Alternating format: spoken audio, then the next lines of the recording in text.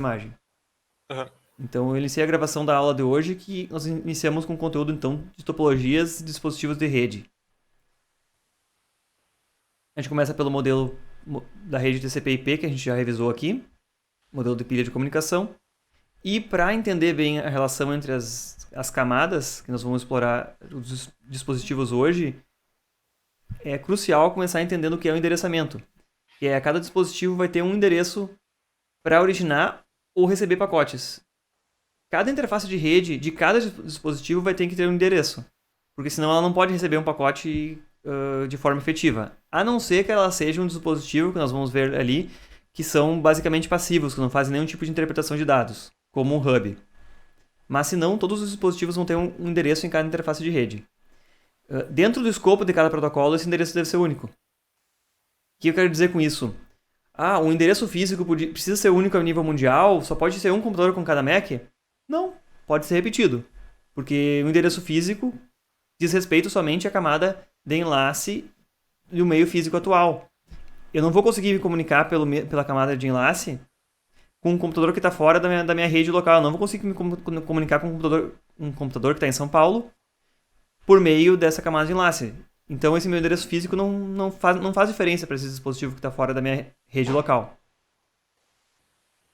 Esse endereço físico ele identifica só o dispositivo mesmo, ele não tem nenhuma relação com a rede. Se eu pegar o meu computador e conectar o cabo de rede dele em outra LAN, ele vai ter o mesmo endereço físico, porque no meu caso ele está fixo na placa de rede, o MAC dele, mas não vai fazer diferença nenhuma, porque o endereço dele não carrega nenhuma informação da minha rede ou subrede.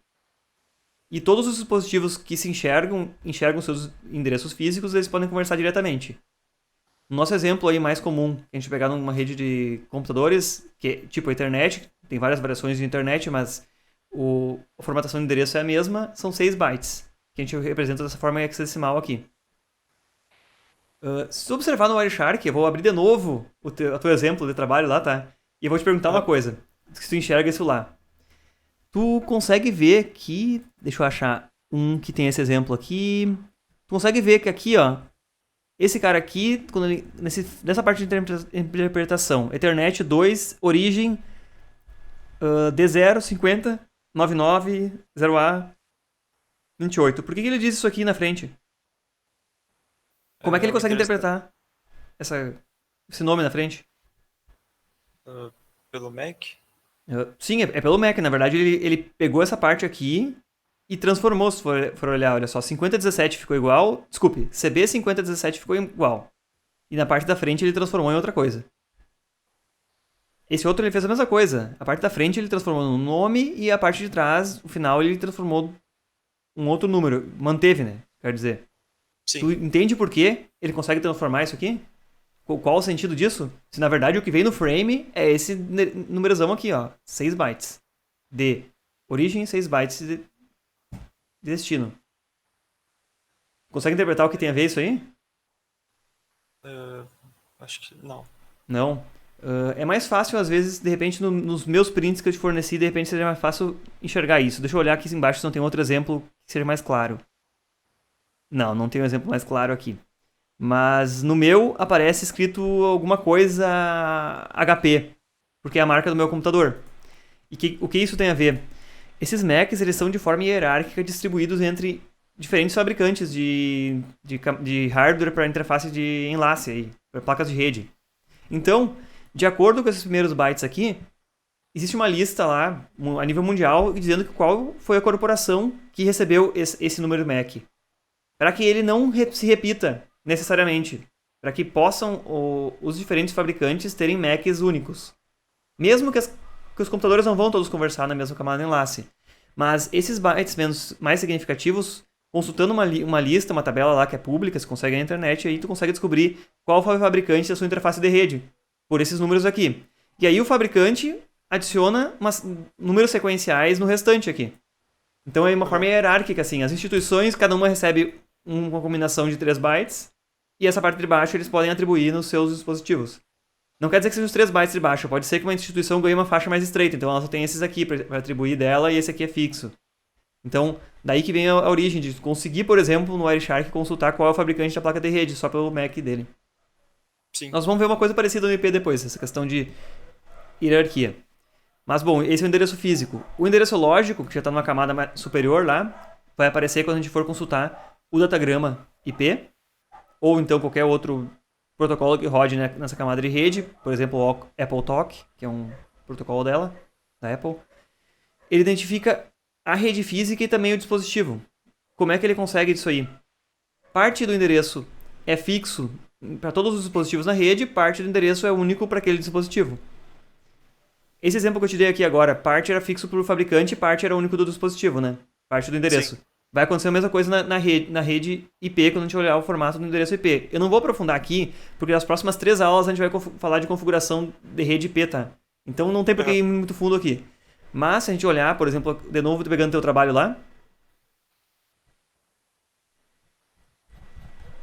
Se a gente olhar de novo o teu trabalho, 192.168.1.9, eu tenho quase certeza que todos os computadores na tua rede vão ter o endereço começando com 192.168.1.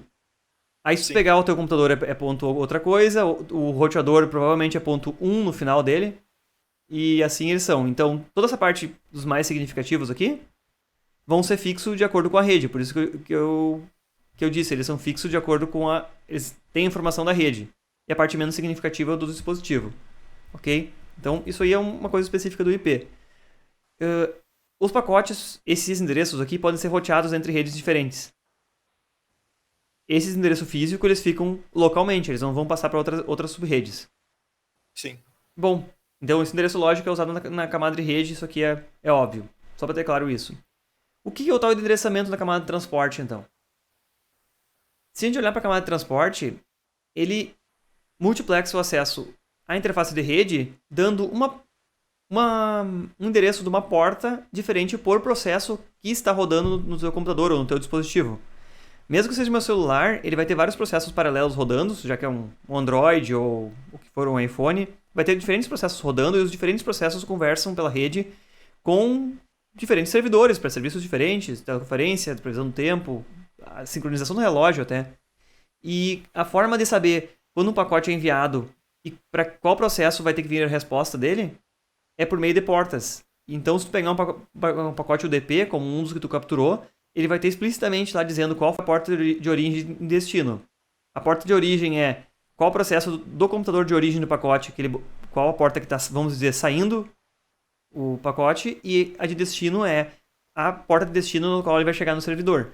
Aí que estão as especificações, quando a gente ouve falar aí de protocolos da internet, a porta número tal é serviço FTP, porta número 80 é serviço de hipertexto, HTTP, porta de 8080, acho que é HTTPS, um protocolo HTTP seguro, e assim por diante, vão indo aí. Então, quando a gente ouve falar de portas para gerenciamento, ou então roteamentos de portas também, tem a ver com a camada de transporte, principalmente TCP e UDP. Quer dizer, todas as camadas de baixo vão continuar fazendo aquelas funções dela. Porque MAC, a camada física, vai continuar endereçando localmente, a camada nível de rede vai ser roteado para fora da rede e tudo mais, mas quando chegar no computador de destino, ele vai consultar a camada de transporte para ver para qual processo ele vai entregar um determinado pacote. Essa questão aqui das portas também, como tu tá aí na tua rede, por exemplo, escondido atrás de um roteador, dentro de uma rede, a gente vai ver depois o que é tradução de endereços para saída de rede, tu pode ter precisado alguma vez abrir uma conexão de fora para o teu computador. Por exemplo, se tu fosse receber ou botar um pequeno servidor de algum serviço dentro da tua rede. Por padrão, esses roteadores domésticos, eles não têm conexões vêm de fora, eles não direcionam para ninguém. A não ser que tu fixe manualmente lá e diga, eu quero que toda vez que chegar uma conexão nessa porta, entregue para um determinado computador dentro da rede. É exatamente uma forma de burlar uma limitação que tem nesse roteador no meio do caminho aí, e atribuir de uma forma abstrata aí, uma porta específica do TCP ou UDP, a qual está exposta do lado de fora do roteador, lá para a tua WAN, que é a tua Wide Area Network, né? E atribuir a um dispositivo interno dentro da tua LAN. Normalmente, quando ocorre acesso de um dispositivo interno na LAN para um serviço externo, ele faz um mapeamento automático já. O serviço, quando o pacote passa por esse roteador, ele já guarda numa tabela para indicar quando voltar a resposta da mesma porta de destino para esse pacote, ele vai fazer a tradução inversa e consultar quem foi que mandou o pacote de pedido inicialmente para ele saber quem dentro da rede vai receber de volta o pacote. Veremos em detalhes isso em seguida. Todos esses níveis de endereçamento aí, eles têm tanto envio unicast, que é um destinatário único, quanto envio em broadcast, para vários dispositivos simultaneamente, ou todos eles. Multicast eu sei que existe a nível IP, ao menos. Mas o que significa unicast? Realmente, o campo de endereço destino tem um dispositivo só. Multicast, existem faixas de endereços, por exemplo, no IP tem faixas de endereços específicos, que vários dispositivos na rede vão aceitar o pacote simultaneamente. Então ele tem que ser distribuído para que todos recebam esse pacote e possam receber se ele fizer parte desse grupo. E broadcast, então, que todos os dispositivos absolutamente da rede vão receber aquele pacote. Dentro do escopo do protocolo, claro. Quando um pacote é broadcast no nível físico, todos os dispositivos físicos que estão ligados na mesma LAN vão receber o pacote. Quando o pacote é um broadcast a nível IP, todos que estão naquela faixa de IP que coincidam com a mesma subrede vão receber ele, ainda que não estejam no mesmo meio físico. Tu está entendendo a relação das camadas agora? Ainda que o dispositivo não esteja no mesmo meio físico, se o pacote for no tipo broadcast enviado para muitos, no nível na camada IP, mesmo que esteja em outras redes físicas, esse pacote vai ser encaminhado para outras redes físicas, porque afinal, na camada de rede, todos têm que receber que estejam cumprindo com aquela faixa de subrede. Bom, essa representaçãozinha gráfica aqui de broadcast é fácil de guardar, né? Multicast é somente um grupo e unicast é um carinha só, que é o mais lógico que a gente imagina. A gente pode imaginar nessa época agora que unicast é a entrega comum dos correios, broadcast é propaganda política e multicast talvez seja uma entrega do jornalzinho de loja aí que vai chegar só numas pessoas. Sim. Numa comparação. Como eu já estava citando agora o broadcast, que é essa entrega para múltiplos destinos, né? Todos os destinos da rede, eles vão ser limitados dentro do escopo, então, de cada subrede. Esses pacotes de broadcast eles são necessários efetivamente para o gerenciamento da rede, para descobrir novos dispositivos ou novos hosts que entraram na rede, para mandar pacotes de configuração e tudo mais. Provavelmente tu já pegou alguns dos pacotes na tua captura ali que pudesse ser em broadcast. E o que acontece com ele é que ele realmente vai ser disseminado para todos os destinos dentro daquela rede local. A gente pode chamar, inclusive, dessa expressão, inundar a rede.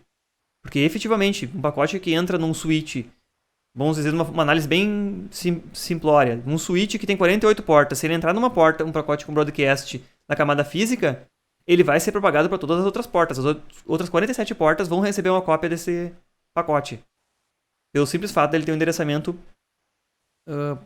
para todo mundo. E, por exemplo, um broadcast na camada física não necessita que tenha seja broadcast também na camada de rede. Isso tem que ficar claro. Na camada de enlace, então, não exige que tenha broadcast na camada de cima. Eu posso ter outro protocolo que não seja IP mais acima. A gente vai ver um exemplo que um protocolo ARP usa pacote de broadcast.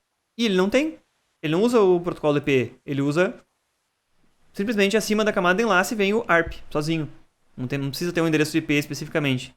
Até porque o ARP serve para fazer a solução de endereços. Para o endereço físico, então, o broadcast padrão é tudo em um, setado no pacote, que codificando em hexadecimal FF, FF, FF, FF, 6 vezes repetido isso, todos os bytes em FF. Endereço lógico, existem variações do formato do pacote de broadcast, mas uma regra geral é todos os bits correspondentes ao dispositivo, que são esses mais à direita aqui.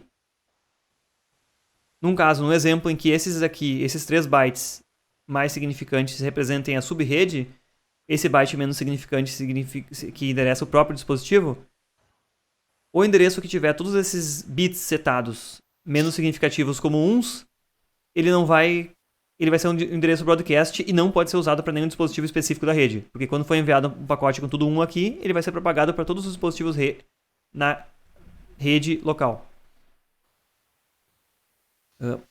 Tem que ter um limite de broadcast, porque senão eles seriam enviados para o mundo inteiro.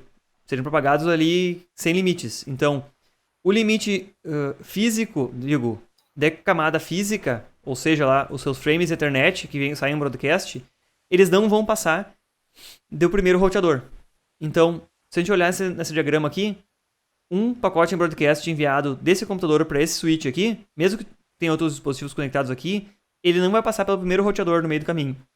Exatamente porque senão, um pacote que tem relação somente com essa rede física aqui, que só os computadores localmente deveriam receber, alguma coisa de configuração, algo assim, não tem por que ser roteado para outras redes, então ele nunca vai ser roteado. O pacote broadcast nunca é roteado nesse caso.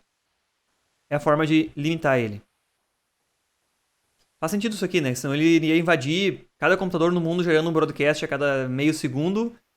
Invadiria, todo mundo estaria recebendo só broadcast o tempo todo. Então eles têm que ter um escopo limitado. Aqui, de uma forma objetiva, se eu olhar um pacote exatamente na sequência de bytes que vem, chegando a esse primeiro byte que chegou, à esquerda. Eu tenho um broadcast IP. Quer dizer, um pacote IP que todos os dispositivos na rede vão receber. Eu vou ter que preencher o endereço MAC, que é da interface de enlace, camada de enlace, todo o endereço broadcast. O endereço de origem é o meu, porque eu vou querer receber talvez a resposta de algum dispositivo, ele tem que saber para quem mandar. O endereço IP de destino é conforme aquele exemplo lá. Olha só, os bits menos significantes que correspondem a um dispositivo estão todos em 1. Por isso gerou um 255 aqui, que é o máximo. 1 byte pode representar. O endereço de origem, de novo, é o meu endereço próprio, para saber para onde pode voltar. E aí vem o dado a ser carregado lá. Mas entende então, para que um pacote IP chegue a vários destinatários, no nível físico ele também tem que ser broadcast para que o primeiro dispositivo de rede saiba que tem que propagar para todo mundo. Porque o primeiro dispositivo que só tem camada de enlace, ele não conhece o que tem aqui dentro. Então ele não sabe que aqui o endereço IP está em broadcast. Então ele só vai olhar para o endereço da camada física. Tu entende que aqui nós estamos olhando para os dois primeiros níveis lá de baixo de encapsulamento de dados, né? Uhum. Se a gente relacionar com aquela pilha lá de cima. Aqui tem os dados do usuário que vieram da camada de transporte. Mas na verdade isso aqui é o encapsulamento IP. E essa aqui é a parte de encapsulamento da camada de enlace. Certo. Finalmente vamos chegar na parte boa. Dispositivos.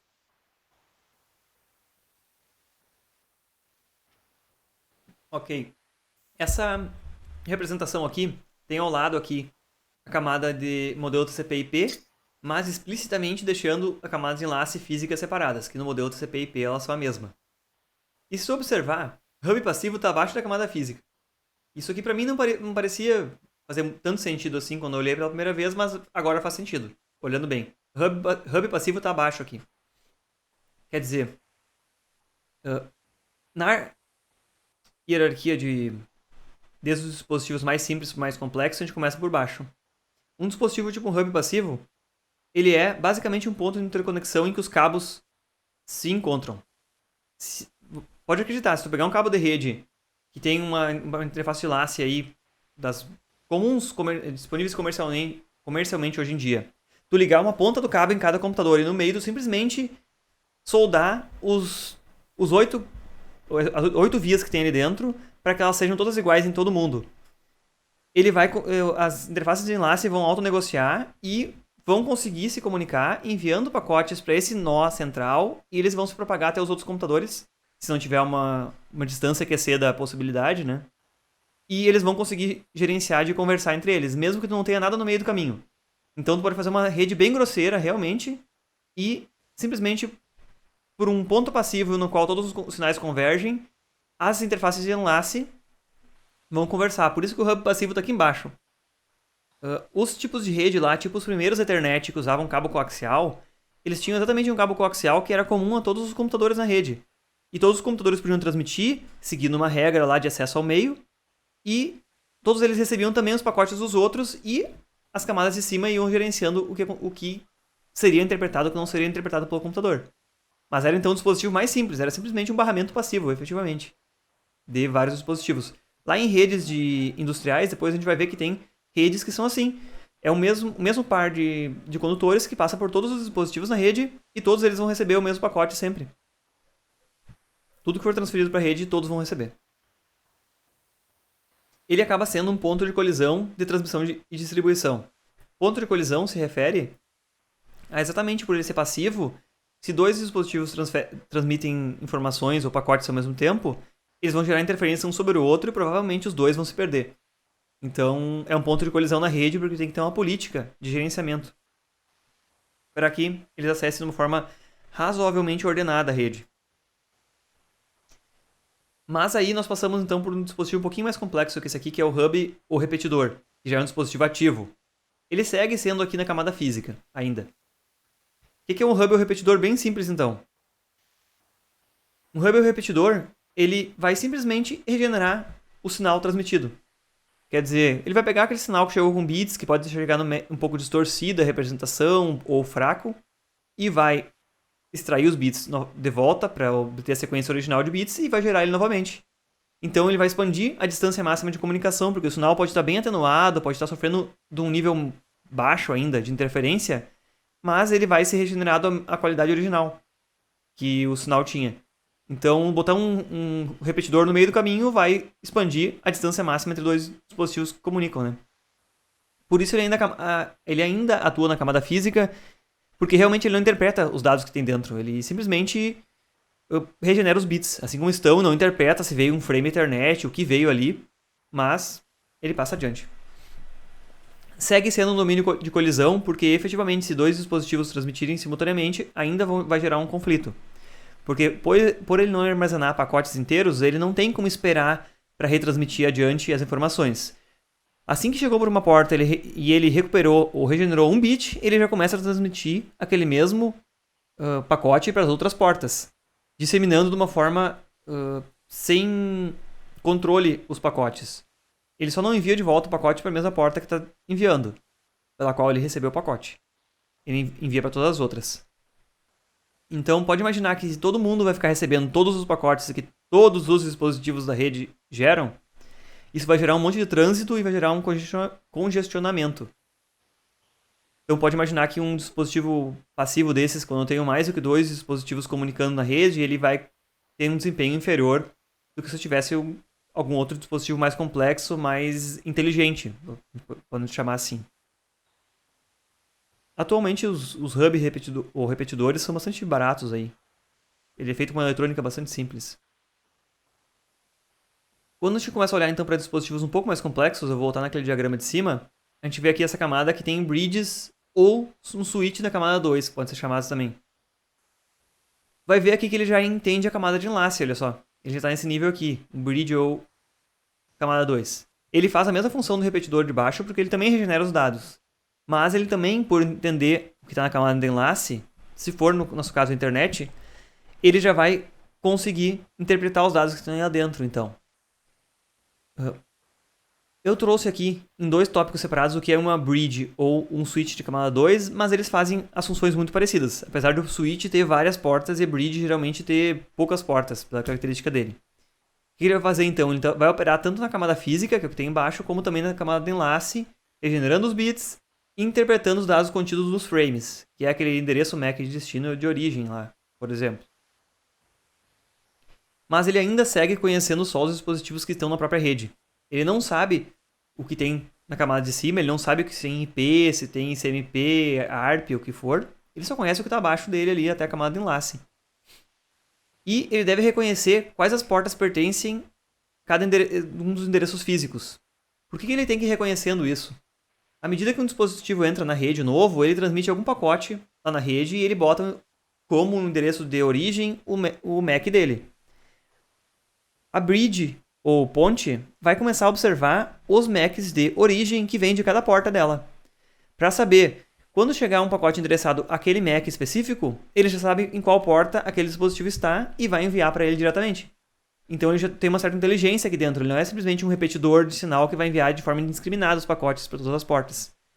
E assim ele também pode filtrar os frames que são retransmitidos e decidir para qual das portas ele vai enviar. Então já é um dispositivo um pouquinho mais complexo, mais completo e exige um pouco da memória, porque ele vai ter que guardar os pacotes antes de retransmitir, para decidir para qual porta ele vai estar retransmitindo cada pacote recebido.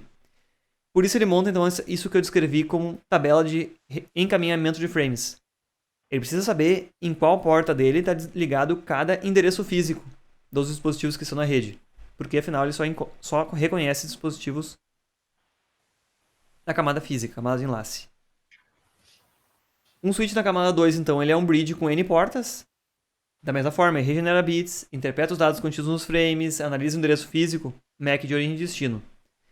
Cada porta do switch pode ser ligada em um dispositivo único, um computador, um telefone VoIP, uma webcam ou uma câmera IP, o que seja, ou ela pode ser uma seção inteira de rede independente. Então eu posso fazer uma cascata de vários dispositivos, por exemplo, um switch principal e hierarquicamente ligar vários switches, um em cada porta dele. E mesmo assim ele vai continuar fazendo essa tarefa de listar os endereços MAC dos dispositivos que estão em cada rede e encaminhar os pacotes de acordo com os endereços físicos de cada um. Também o que são broadcast na camada física, camada de enlace, ele vai enviar como broadcast para todo mundo. A diferença do switch para o hub que eu falava anteriormente lá é que o switch agora ele não vai causar colisão mais. Por ele ser um dispositivo mais complexo, ele consegue escutar cada uma das suas portas individualmente e guardar os pacotes que elas recebem. Então, se todas as portas dele estiverem transferindo dados simultaneamente, ele estiver recebendo pacotes em todas as portas, ainda assim ele vai armazenar os pacotes e botar numa fila para ser entregue para o destino correto em sequência. Então, os switches são muito mais complexos e muito maior desempenho do que os hubs comuns lá. Tu já tinha noção da diferença dos dois dispositivos? Já tinha ouvido falar de alguma coisa ou outra?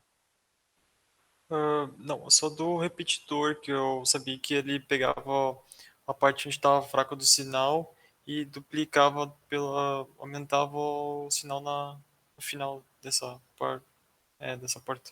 Isso. Sim, tanto no repetidor, pode dizer num cabo, ou mesmo um repetidor de rede Wi-Fi, ele tem a mesma função. Só que imagina uma rede Wi-Fi, tem um local em que está fraco o sinal. Ele vai receber os pacotes que vierem da central mesmo, né, do dispositivo que tem o hotspot principal, e vai reenviar. Só que lembra de uma coisa, que na Wi-Fi todo o meio é comum. Se ele estiver transmitindo dados, ele também vai transmitir um sinal de volta na direção da origem do sinal, né? Então, quando tu bota um repetidor, tu também vai diminuir o desempenho da rede original que ele está repetindo. Porque, ao final, ele vai ficar repetindo todas as vezes e reenviando os dados que o host principal da rede está enviando. Já se for um switch, claro, um switch Wi-Fi não faz sentido, né? Nesse aspecto, porque no Wi-Fi tu não pode direcionar o sinal para uma porta ou outra. Mas um switch, nesse caso aqui, quando forem por cabos, ele não vai repetir para todas as portas. Ele vai, de forma lógica, enviar para o lado correto. O que eu disse? Ele não é um domínio de colisão, né? Então todo mundo pode transmitir simultaneamente, não vai ter problema. Mas isso significa também que ele está armazenando os pacotes, então ele vai aumentar a latência ou o atraso na entrega dos pacotes, né? Lá o hub, inicialmente lá, ele entregava com atraso de pouquíssimos nanosegundos. Era só o tempo do amplificador que tem dentro dele decidir se o bit era 0 ou 1 e botar do outro lado na outra interface. Esse aqui não, ele vai receber um pacote inteiro, verificar o MAC de endereço de destino origem lá e encaminhar adiante. Mas aumenta ainda assim o desempenho porque ele evita completamente as colisões. Isso é bom. Ele favorece o aumento do desempenho geral da rede por zerar colisões, mas vem com maior complexidade, isso mesmo. Comumente, agora nós vamos entrar no segundo passo de endereçamento. Apesar dos switches fisicamente serem um dispositivo só, muitos deles suportam o que a gente chama de redes locais virtuais, VLANs. Num computador vamos dizer para nós, uma aplicação normal, aí nós não vamos ouvir falar de VLAN, porque numa rede pequena, doméstica, não vai ter isso. Mas numa rede maior, por exemplo, na própria universidade, a universidade é fracionada em VLANs. Por que essas redes virtuais são tão interessantes assim? A universidade é um rio de switches espalhadas em vários níveis. Tem um switch central lá no CPD, tem switches nas regiões que abrangem parte dos prédios. Cada prédio tem cascateado um switch a mais que abrange cada andar. Cada andar, às vezes, tem mais um switch para abranger uma sala que tem vários computadores. Então, são vários níveis. Seria muito trabalhoso caso você precisasse isolar o tráfego de parte das redes. Tem que fisicamente ir lá trocar um monte de cabo e... eu quero isolar o tráfego de uma parte da rede com outra. Eu teria que ter 2 switches diferentes para botar tráfego uma parte lá, uma aqui.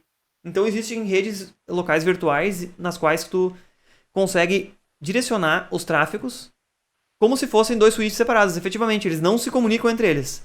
E para os dispositivos que estão conectados nas portas dele, ele causa um nível de abstração de forma que eles não precisam necessariamente reconhecer que são VLANs, eles simplesmente acham que eles estão se comunicando numa rede física e que realmente eles estão vendo todos os dispositivos que tem por trás, quando na verdade o dispositivo físico, o switch, é comum a várias LANs diferentes. E via software, cada porta é atribuída a uma LAN diferente, ou uma LAN virtual. Então, quando tu ouve falar sobre LANs virtuais, elas são um recurso da camada de enlace para seccionamento da rede. Então, criando seções diferentes. Por exemplo, aqueles domínios de broadcast, cada rede virtual vai ser um domínio diferente. Então, se eu estou comunicando com uma porta do meu switch e mando um pacote em broadcast, ele não vai ser entregue para todas as portas do switch, mas somente a todas as portas que estejam na mesma rede virtual que a minha. Aham. Isso é bem interessante, faz com que possa, de uma forma rápida, redirecionar o tráfego de dados ou isolar dispositivos na rede para redes diferentes. E aumenta também, além do desempenho aumentar por diminuir a quantidade de broadcast propagado, também aumenta a segurança. Esse recurso de VLAN também é utilizado, em alguns casos, para isolar o tráfego de dados de determinados dispositivos. Por quê? Se você botar uma VLAN num dispositivo só e propagando ela pela tua infraestrutura, entregar ela só na porta do roteador, lá do outro lado da instituição, eu poderia ter uma VLAN que começa ali no setisme, passar por uma cascata de vários switches que vão ali até a camada de enlace e jogam para o meio físico para outras subredes, e até o CPD e entregar essa VLAN somente na porta de um servidor, para que somente aquele dispositivo na ponta do setisme enxergue aquele servidor. E ninguém mais na rede vai saber que ele existe, se essa VLAN estiver de uma ponta a outra. O que é a vantagem disso aí? Por exemplo, durante o processo de autenticação, algumas redes, por exemplo, até o Wi-Fi institucional da FSM, quando você vai autenticar, ela abre uma paginazinha para você botar login, CPF, senha, coisas assim. Sim. Alguns sistemas criam temporariamente uma VLAN somente para isolar esses usuários que não estão autenticados ainda, porque eles podem ser um risco de segurança. Então tu não sabe que usuário é aquele ainda, tu não sabe identificar ele. Tu bota ele numa VLAN que só tem acesso a um servidor que vai ter só a função daquela página lá. Ele não consegue trafegar dados com mais ninguém. Assim que foi resolvido isso e ele se autenticou, você sabe que dispositivo está ali, que ele está autorizado, automaticamente vai lá e troca e entrega ele numa VLAN que ele possa se comunicar com o resto do pessoal na rede. E pronto, via software, ele foi isolado por segurança numa rede própria local e depois ele teve acesso de volta ao restante. E é interessante, isso está na camada de enlace dos dispositivos. Nem todos os switches suportam essa questão de LANs virtuais, mas é algo que surge comumente aí em instalações maiores. Bom, a gente falou em todo mundo agora que trabalhava na camada física e camada de enlace. Vamos subir para a camada de rede agora, falando do tal do roteador, então. O roteador não é exatamente o que a gente chama de um roteador de Wi-Fi, ou esse dispositivo que tu tem na tua rede aí provavelmente não faz só o papel de roteador. Ele provavelmente tem outras funções também, mas o roteador efetivamente é o dispositivo que conhece as rotas entre as redes.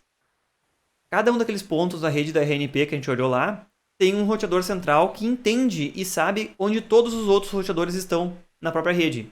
Ele sabe dizer para qual direção ele tem que transmitir um pacote, baseado em custo de transmissão, em distância, em atraso, às vezes em métricas de se um caminho está sobrecarregado ou não. Ele vai decidir para qual lado enviar o pacote. Lembra que eu te falei que podia inclusive acontecer armadilhas, que os roteadores poderiam criar um ciclo e ficar reencaminhando um pacote entre eles mesmos e toda vez que chegar de volta nele, ele vai encaminhar para o mesmo destino de novo e vai seguir um ciclo? Uhum. Eu te falei sobre essa questão aí. Então, quando entra nessa camada de roteamento, é mais importante que seja tudo muito seguro. Não são os tipos de protocolo que nós estamos acostumados a tratar. Eles têm protocolos específicos para os roteadores conversarem entre eles e descobrirem quem está em cada lugar. Da mesma forma também que eles têm que saber onde são as saídas da rede para outras WANs, outras redes externas. Para isso, então, ele analisa o endereço IP, que agora a gente chega num nível que pode ser reencaminhado entre LANs diferentes, porque a camada de rede enxerga LANs diferentes.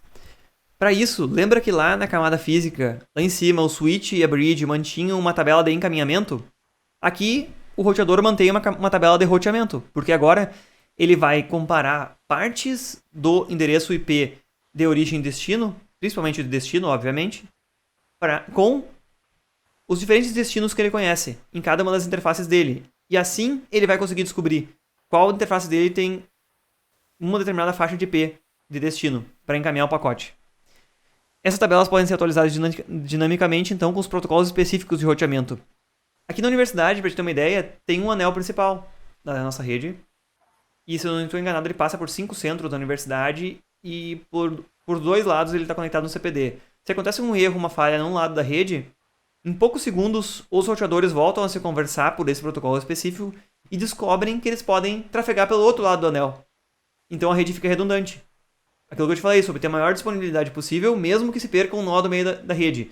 Talvez aqueles prédios que estão ligados somente a um dos nós vão perder conectividade temporariamente, se um roteador falhou.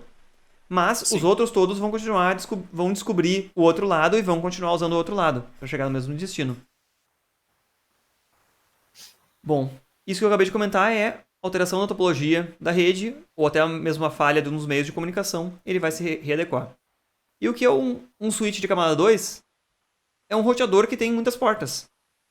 E todas as portas dele fazem essas funções todas de roteamento. Tem tabelas de roteamento independentes, por exemplo. E esse dispositivo é muito mais complexo que um switch de camada 2. Porque na camada 3 ele vai ter que interpretar todo o protocolo IP, entender das rotas e fazer funções muito mais complexas. Então um switch de camada 3 é um dispositivo bem especial e não é um switch qualquer. Você não vai encontrar ele dentro de uma sala de um laboratório de informática que tem 40 computadores. Você vai encontrar ele lá no backbone do prédio onde está instalado isso aí, ou no backbone da instituição lá, porque a nível de prédio, por exemplo, não é necessário às vezes fazer o roteamento. Então é um dispositivo mais complexo. E exatamente tudo que passar por um switch de camada 3 ou por um roteador vai passar por esse processo aqui de envio. Vai até a camada física, aqui tem um meio de transmissão. O pacote vai subir pela camada de enlace, física, enlace e rede do outro, vai ter avaliação de tudo isso.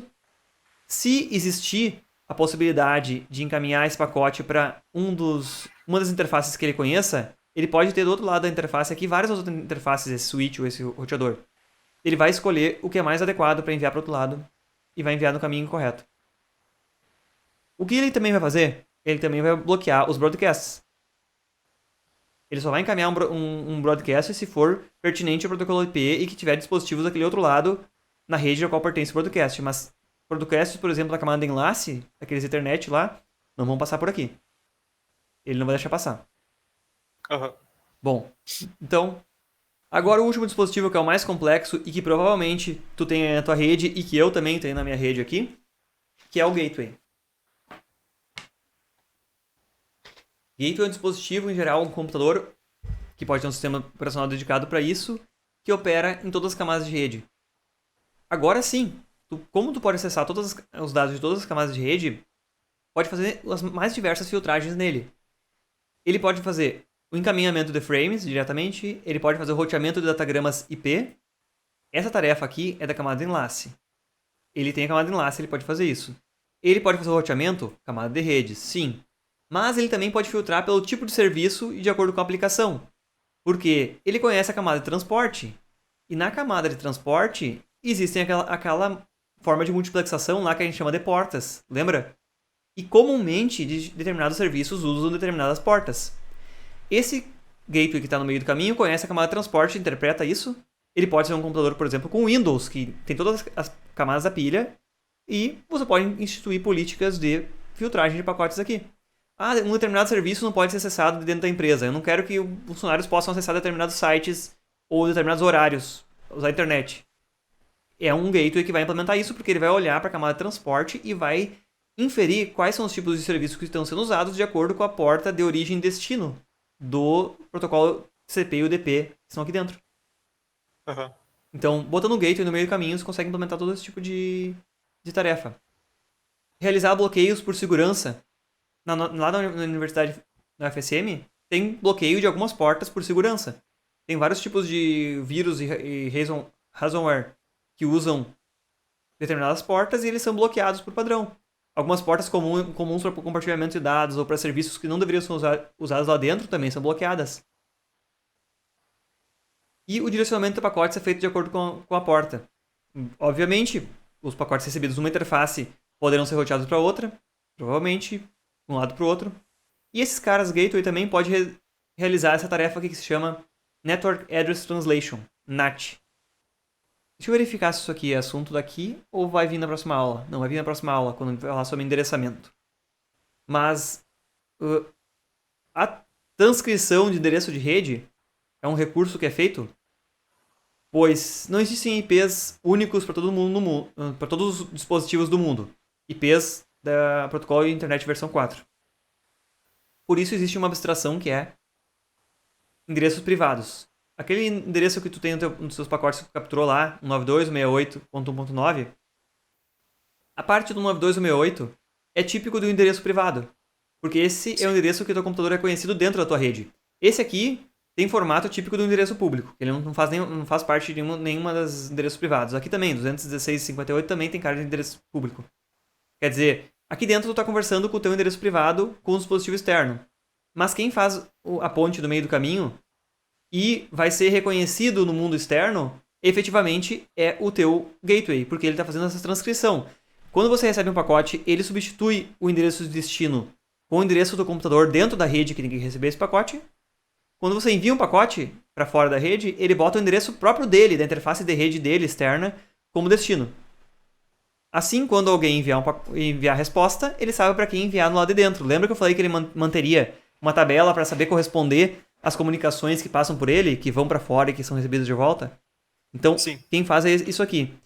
Se tu jogou online ou gosta de tentar implementar algum tipo de compartilhamento de arquivo, um servidor de algum serviço na tua rede, provavelmente tu teve que mexer em regras lá de direcionamento de portas dentro do teu gateway, que é o teu roteador de internet de casa. E eu vou mostrar como fazer isso aqui nas aulas de configuração.